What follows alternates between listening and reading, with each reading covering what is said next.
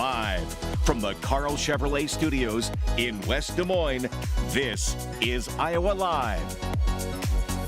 Welcome back to the program, everybody. You know how excited we get when we get the latest copy of the Iowa History Journal in our mailbox. And this morning, we can go dun, dun, dun, dun, dun, dun, dun, dun, dun, dun, as we introduce Michael Swanger, the owner and publisher of the Iowa History Journal, because your cover story, Michael, is outstanding and talks about a guy that a lot of people might not realize has some Iowa ties. Good morning to you, sir.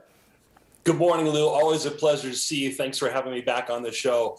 You're right, Lou. When we talk about Hollywood and Iowa's connection to it, we're typically talking about actors and actresses who are iconic. But we have an iconic cinematographer from Iowa. His name is Bill Butler, and he turned 100 years old in April, and I had the immense pleasure of interviewing him via Zoom from his home in Montana a couple months ago. And his career is astounding. If you've been to the movie theater in the last 50 years, chances are great that you've seen one of the iconic movies that he has made as a cinematographer. He was the director of photography on movies such as Jaws, Grease, Stripes, Rocky 2, 3, 4, One Flew Over the Cuckoo's Nest. The list goes on and on and on of the classic movies that he's made. Well, and I understand that with Jaws, he had to come up with some different ways of filming because of that, too. He did, and it goes back to his Iowa roots briefly. He was born in Colorado. His family moved to Mount Pleasant when he was 5 years old. He attended school there, graduated from Mount Pleasant High School in 1940. Then he went to Iowa Wesleyan College and the University of Iowa, where he studied electronic engineering. As a Chicago guy, you'll appreciate the fact that his first job was in Gary, Indiana, and then he later built the television station WGN. Oh, wow. But he was such a mastermind of electronics and is so ingenious of coming up with things that when he went to Hollywood and became part of the new Hollywood movement in the 1970s, he started developing all kinds of tricks and gadgets to film movies that no one else had ever done in Hollywood. And the first and foremost best example of that was Jaws. When he went to work with Steven Spielberg, he told him, he said, we're going to handhold the camera, and he invented things to put the camera on the water, below the water, to show the point of view from the shark. Amazing things that had never been done before in Hollywood, forever changed the landscape of Hollywood movies the way he filmed just Jaws alone. And that's Iowa Ties right here. That is so cool. Great story there. But there's a lot of other stuff inside the magazine, including Herbert Hoover's love of baseball. Yeah, he attended more baseball games than any other U.S. president. I know you're a baseball fan too, Lou, so you'd appreciate that. So that's an amazing side story about Herbert Hoover's career.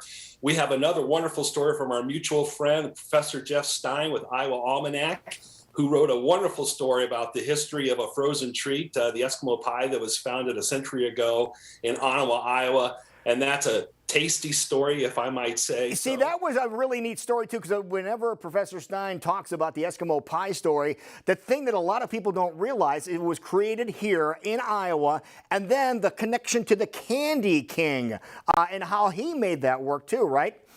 Exactly, with Stover's, because he was in Omaha and those two had met in Iowa City. And Jeff dug up the contract that those two wrote on a piece of paper. And we have a photo of the handwritten contract when they decided to work together to create this invention. That is amazing. Awesome. That is awesome. You also have a column yourself about the graduating classes of this year. And get your thoughts on those.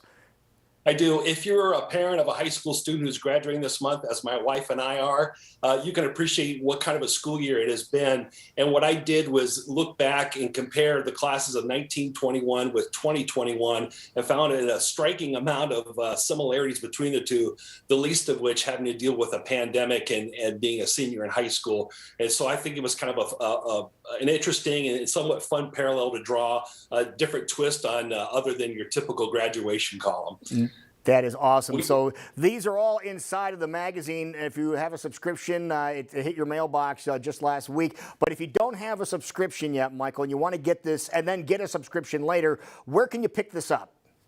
You bet, Lou. You can pick it up at Hy-Vee, Fairway, Beaverdale Books, or go online to iowahistoryjournal.com. You can get the current issue, our back issues, and you can subscribe. It makes a great gift And we also have the second part of our Locating Lincoln series in this issue. So if you read the last issue, you're going to want to get this issue because this is the conclusion of the story, and it's a very fascinating one. Yeah, great information, great stuff, all inside of this month's May-June edition. Thank you so much for giving us heads up as to what's inside, and we'll talk to you the next time an issue comes out. Looking forward to it, Lou. Always a pleasure. Thank you so much. Have a great day.